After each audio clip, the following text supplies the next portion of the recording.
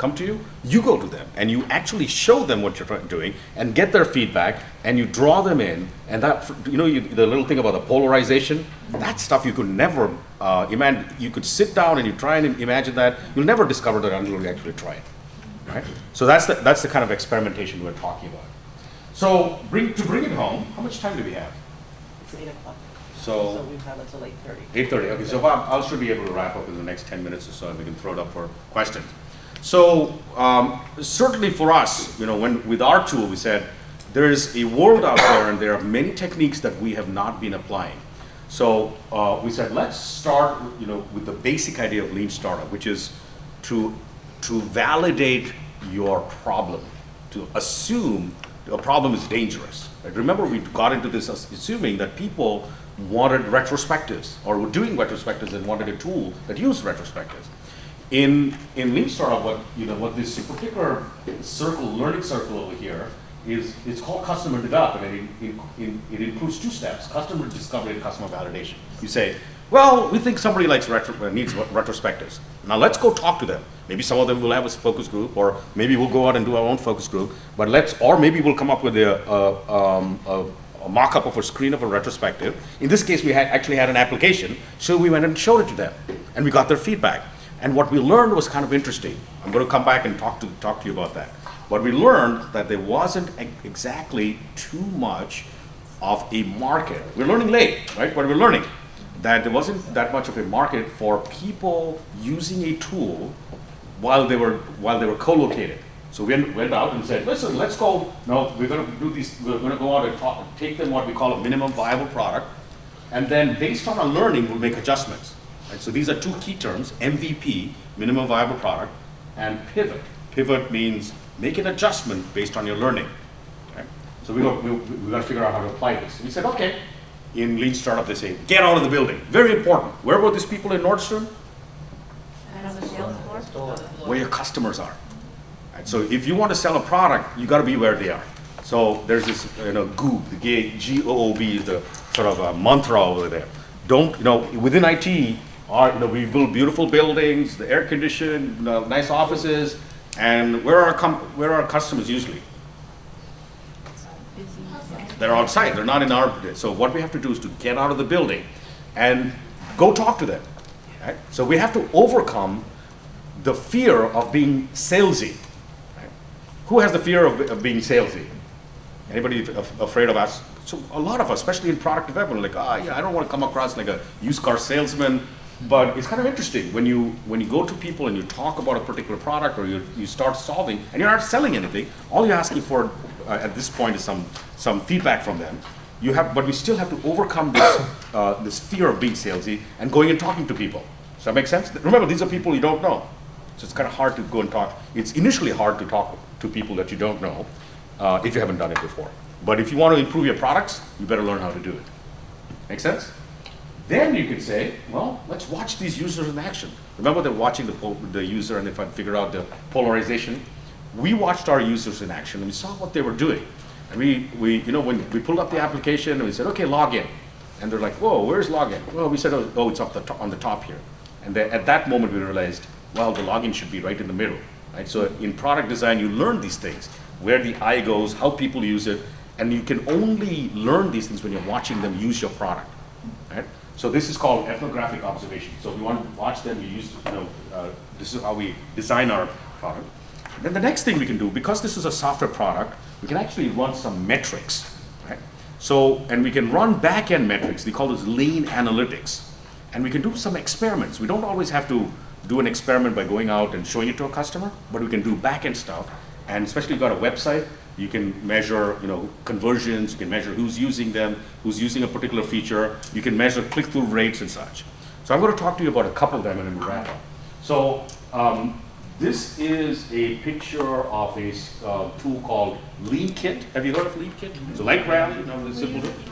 You use it in our group, Lean Kit. And this is our backlog. Now look at the progression of backlog. We have on the left-hand side a column called holding bin. What do you think holding bin? What goes over there? On schedule? No? Ideas. Remember that left to right. We had ideas, validated ideas, mock-ups, and then actual epics of features. That's what we're implementing in software development, in product development. So the holding bin is ideas. What kind of ideas? Feature ideas. It's like, oh, maybe people want some retrospective, or people want this particular feature. Well, who's going to come up with these ideas on an Agile team? Anyone. We put them there. But the next step that we want to do is, as we want to move them to the left, and this becomes our backlog. Look at the top. It says epics or prototyping. What kind of prototyping are we talking about there? Cheap. And cheap means paper. Ideally paper, maybe some HTML, but ideally paper prototypes. So we'll actually create a story for an experiment, and we'll go out, we'll build a paper prototype, and get out of the building, talk to customers, see what they have, right? See what they say. And if we validate that this is a good idea, then what's going to happen to that story? Which direction is it going to move? It's going to move to the right. But our customers say, no, well, we figure out that this is not a good idea. What happens to that particular card? We kill it. We kill it. That is an invalidated idea. We say, listen, this is not something that we should build. And so by talking to our customers, by experimenting, by actually showing them stuff, we can design very rapidly, as the gentleman at the back pointed out, we can design features and remove the features that are not going to be useful to people. And then only move forward or move to the right the features that they will find useful. So we move to the right, we get the validated features, then we move. So this, you see that there's if you split the screen down the half, exactly in the middle, you see a stream of validated features.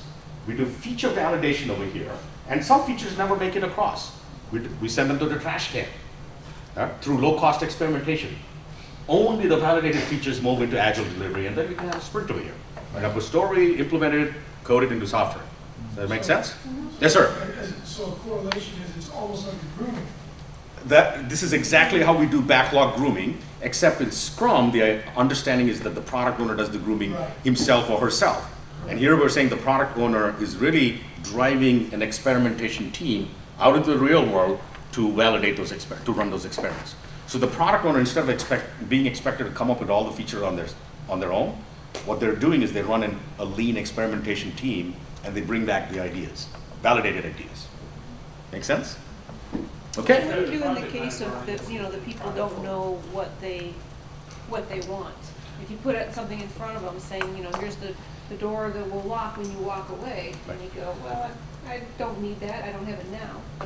Well, that's one particular thing. But remember, there's a progression. If you go and ask people what they want, they have no idea, or they might come up with something crazy. When you show them something, it's a lot easier for them to conceptualize it, so you can get feedback better. You could still have a situation with like a postage situation where you ask them what they want, but remember, nobody really showed them the post-it. But once you show people what they want, remember that limbic brain kicks in, and if there's a product that's appealing in design, they're going to want it, even if they don't fully understand why. What happens when? You remember when they were releasing the first models of the iPhone? We had these people like lining up. What is it, like 24 hours before? Mm-hmm. Why are people doing that? Excitement. What's that?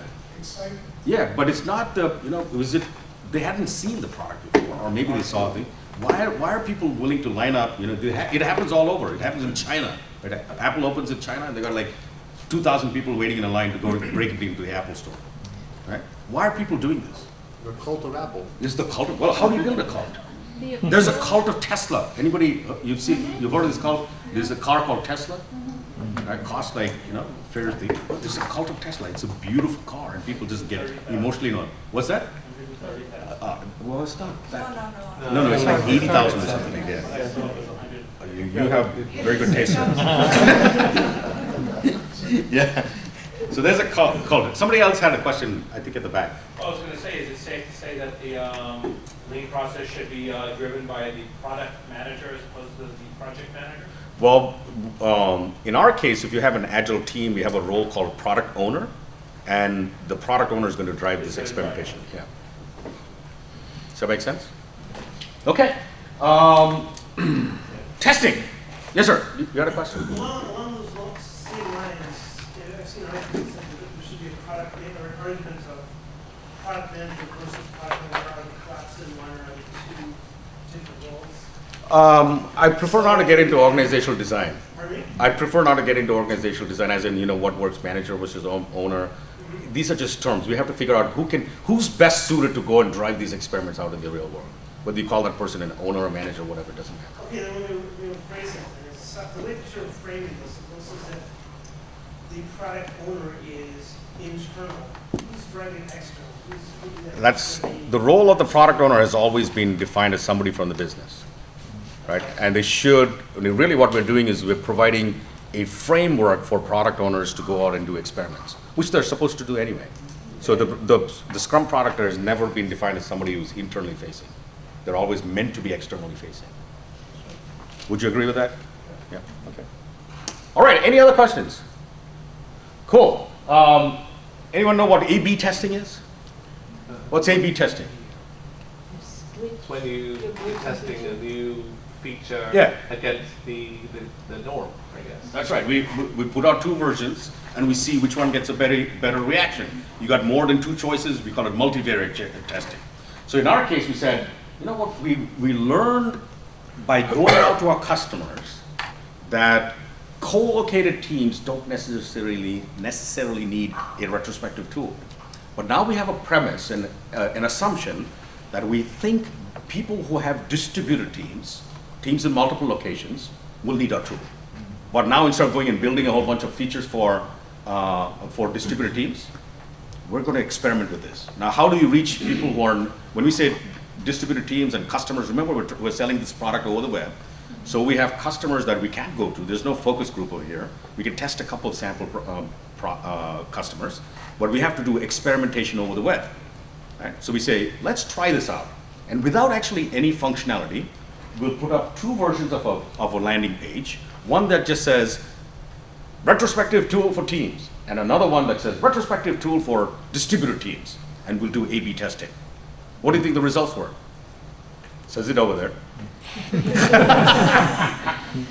Adding the term distributed teams to the landing page resulted in a 60% increase in registration.